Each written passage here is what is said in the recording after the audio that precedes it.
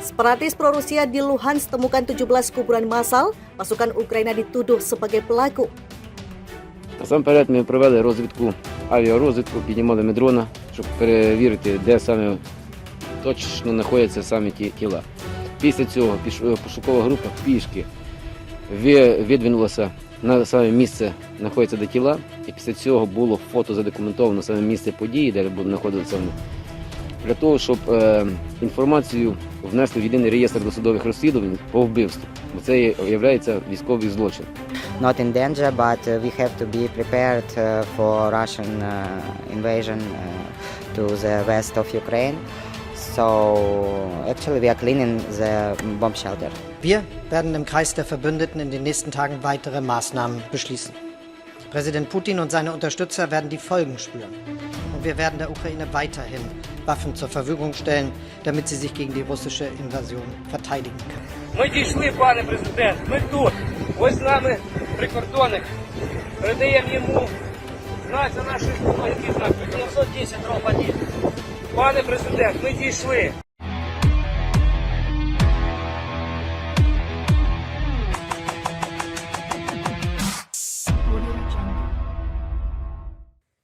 Sebuah badan yang dibentuk Republik Rakyat Luhansk (LPR), salah satu separatis pro-Rusia di kawasan Donbas, untuk mencari korban serangan Ukraina telah menemukan 17 kuburan massal antara 2014 hingga Februari 2022.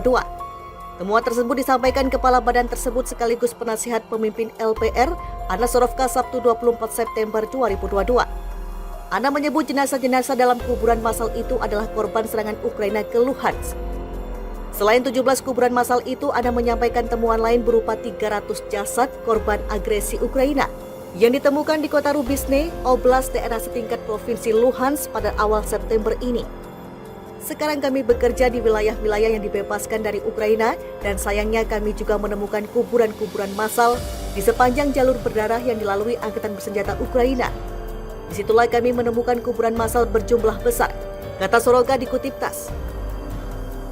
Sekarang kami bekerja untuk mencari tahu apa yang dialami orang-orang yang dikubur di kuburan massal di permakaman Kudryasivka di kota Rubisne, Lesnaya Dacha, dan Shedrishevo di Sievierodonetsk dan Mikhailovka. Lanjutnya, temuan separatis pro-Rusia tersebut disampaikan setelah Kiev mengakui penemuan kuburan massal hasil pendudukan Rusia di berbagai daerah di Kharkiv.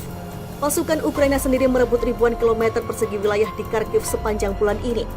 Salah satu temuan yang disorot adalah kuburan massal di daerah hutan dekat Izium, kota yang tadinya menjadi titik perang jalur suplai Rusia. Hasil pertama referendum di Donbas dan wilayah dikuasai separatis pro-Rusia berjalan tanpa hambatan. Pemungutan suara dalam referendum untuk bergabung dengan Rusia dimulai pada Jumat 23 September 2022 di Republik Rakyat Donetsk dan Luhansk. Referendum juga digelar di dua wilayah pendudukan lain, yakni Zaporizhia dan Kherson. Proses ini dapat berlanjut hingga Selasa 27 September mendatang, hari pertama pemungutan suara di daerah-daerah ini dan lokasi pemungutan suara lain yang didirikan Rusia berjalan tanpa hambatan. Dikutip TASS, berikut beberapa acara utama di hari pertama referendum. Pemungutan suara di Donbas, hari referendum pertama Republik Rakyat Donetsk dan Luhansk berjalan lancar. Pada saat yang sama, kedua republik melaporkan penembakan dari Ukraina seorang pria tewas di sebelah barat Donetsk malam itu. Di kota Rubisnoye di Republik Rakyat Luhansk, orang harus memilih di tempat perlindungan bom. Ini karena ada kemungkinan pemogokan Ukraina sejumlah tempat pemungutan suara, terutama di Alchev dan Severodonetsk, ditutup lebih awal dari yang diperkirakan. Kepala Republik Rakyat Donetsk, Denis Pusilin, mengatakan dalam saluran telegramnya bahwa angkatan bersenjata Ukraina terus berusaha melakukan berbagai provokasi. Tetapi ia menegaskan pasukan sekutu berada dalam kendali penuh atas situasi di sepanjang jalur kontak. Wilayah Zaporizhia dan Kherson. Menurut pernyataan pihak berwenang setempat, hari pertama pemungutan suara berjalan dengan baik di wilayah Zaporizhia dan Kherson yang dibebaskan.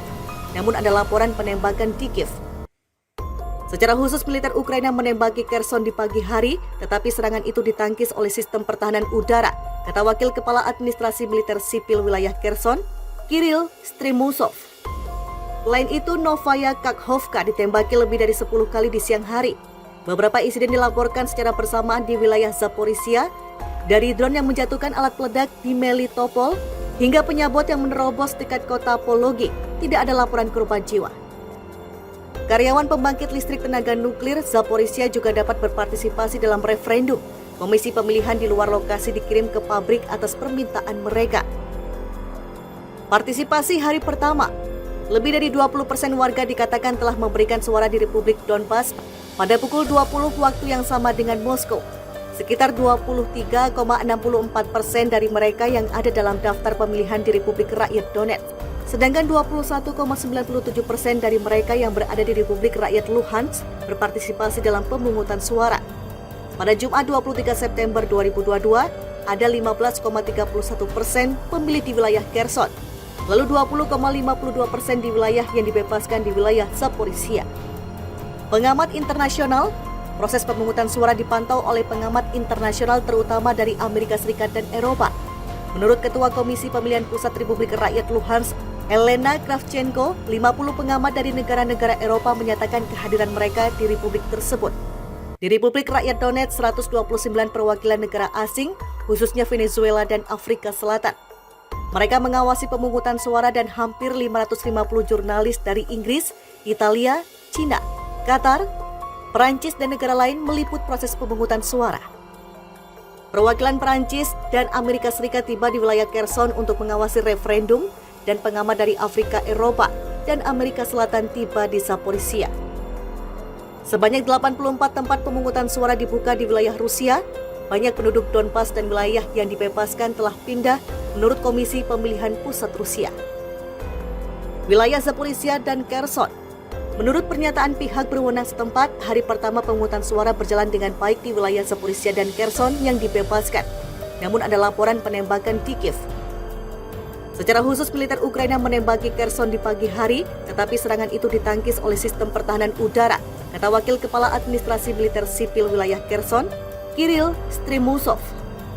Selain itu, Novaya Kakhovka ditembaki lebih dari 10 kali di siang hari. Beberapa insiden dilaporkan secara bersamaan di wilayah Zaporizhia, dari drone yang menjatuhkan alat peledak di Melitopol hingga penyabot yang menerobos dekat kota Pologi. Tidak ada laporan korban jiwa. Karyawan pembangkit listrik tenaga nuklir Zaporizhia juga dapat berpartisipasi dalam referendum. Komisi pemilihan di luar lokasi dikirim ke pabrik atas permintaan mereka. Partisipasi hari pertama. Lebih dari 20% warga dikatakan telah memberikan suara di Republik Donbas pada pukul 20 waktu yang sama dengan Moskow. Sekitar 23,64% dari mereka yang ada dalam daftar pemilihan di Republik Rakyat Donetsk. Sedangkan 21,97% dari mereka yang berada di Republik Rakyat Luhansk berpartisipasi dalam pemungutan suara. Pada Jumat 23 September 2022, ada 15,31% pemilih di wilayah Kherson. Lalu 20,52% di wilayah yang dibebaskan di wilayah Zaporizhia. Pengamat internasional, proses pemungutan suara dipantau oleh pengamat internasional terutama dari Amerika Serikat dan Eropa. Menurut Ketua Komisi Pemilihan Pusat Republik Rakyat Luhansk, Elena Kravchenko, 50 pengamat dari negara-negara Eropa menyatakan kehadiran mereka di republik tersebut. Di Republik Rakyat Donetsk, 129 perwakilan negara asing, khususnya Venezuela dan Afrika Selatan. Mereka mengawasi pemungutan suara dan hampir 550 jurnalis dari Inggris, Italia, Cina, Qatar, Perancis dan negara lain meliput proses pemungutan suara. Perwakilan Perancis dan Amerika Serikat tiba di wilayah Kherson untuk mengawasi referendum dan pengamat dari Afrika, Eropa, dan Amerika Selatan tiba di Zaporizhia. Sebanyak 84 tempat pemungutan suara dibuka di wilayah Rusia. Banyak penduduk Donbas dan wilayah yang dibebaskan telah pindah menurut Komisi Pemilihan Pusat Rusia.